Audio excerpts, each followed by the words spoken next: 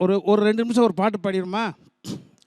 முன்னேற்ற பாதையிலே மனதை வைத்து முழு மூச்சாய் அதற்காக தினம் உழைத்து மண்ணிலே முத்தெடுத்து பிறர் வாழ வணங்கும் குணமுடையோன் விவசாயி.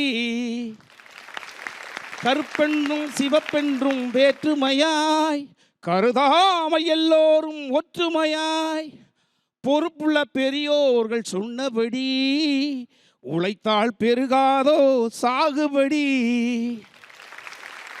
இந்த உழவர் ஃபவுண்டேஷன் வந்து தம்பி சதை சொன்னதைப் போல அந்தந்த ஊர்களுக்கு சென்று அலசி ஆராய்ந்து நல்லவர்களை தேர்ந்தெடுத்து கொண்டு வந்து அங்கீகாரப்படுத்துவதன் மூலமாக ஒவ்வொரு மனிதனும் ஊருக்குள்ள நிரந்தர எம்எல்ஏ, அவங்களாம் நிரந்தர அமைச்சர், அவர்கள் விழாக்களிலும் விருந்துகளிலும் சபைகளிலும் மேடைகளுக்கு போகிற பொழுது உழவர் ஃபவுண்டேஷன் அது பெரிய அங்கீகாரம் தம்பி.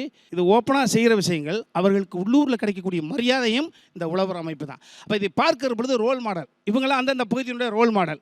அப்போ இவருக்கு இந்த இடம் கிடைச்சது அப்படின்னா எனக்கும் அந்த இடம் கிடைக்க வேண்டும் என்ற மிகப்பெரிய ஒரு அடுத்த கட்ட நகர்வுக்கான ஒரு கொடுக்குது. எனக்கு நான் சிலம்பிராயத்தில் வீரமும் ஈரமும் சேர்ந்த தொழில் விவசாய தொழில். நான் இளம்பிராயத்தில் நான் சொல்லியிருக்கல தம்பிக்கிட்ட பேசுன மாதிரி ஒரு மாட்டு சாணத்தில் இருந்தால் நான் விவசாயத்தை பார்ப்பேன்.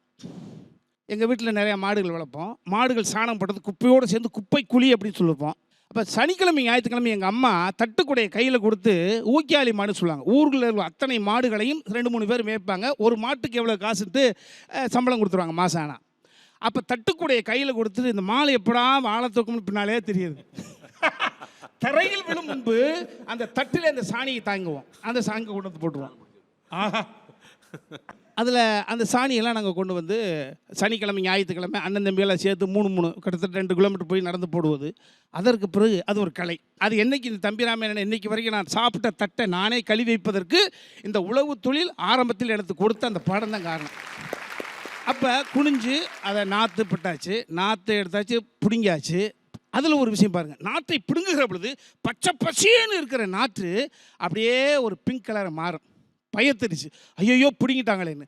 இந்த நாற்று என்பது வீட்டில் வளரக்கூடிய பெண் அதை பிடுங்கி பயிராக உணர் இடத்துல வைக்கிற பொழுது இது பிறந்த வீடு, பயிராக உணர் வயலுக்குள்ள அது புகுந்த வீடு. அதை பிடுங்குற பொழுது பதட்டத்தில் பழுப்பு நிறமாக மாறிடுது. அது ஒரு 10 நாள் தான் அங்கே வச்சாலும் பச்சை நிறமாக மாறிடுது. அதனால் பாருங்க, இந்த தமிழ் மொழியையும் உழவு தொழிலையும் பிரிக்க முடியாது. நாற்றனார், நாற்று அன்னார். ஒரு பெண்ணே, உன்னை நீ திருமணம் செய்து கொண்டு ஒரு வீட்டுக்கு போகிறாய், உன் கணவனுடைய தங்கை அங்கே இருக்கிறாள், நாற்று அன்னார். நீ உன் கணவனை உன் ஆதிக்கத்தை செலுத்தி தனியாக கொண்டு போயிடாத, அந்த நாற்றை பிடுங்கி உன்னர் இடத்தில் பயிராக நடும் வரை கொஞ்சம் காத்திரு அப்படின்னு வீட்டுக்கு வரக்கூடிய முதல் பருவங்களுக்கு நடத்தக்கூடிய ஒரு பாடம் பாருங்க. கொழுந்தியாள், கொழுந்து என்பது என்ன? விவசாயம் சார்ந்த ஒரு விஷயம். கொழுந்தியாளை எப்படி பார்க்குறோம்?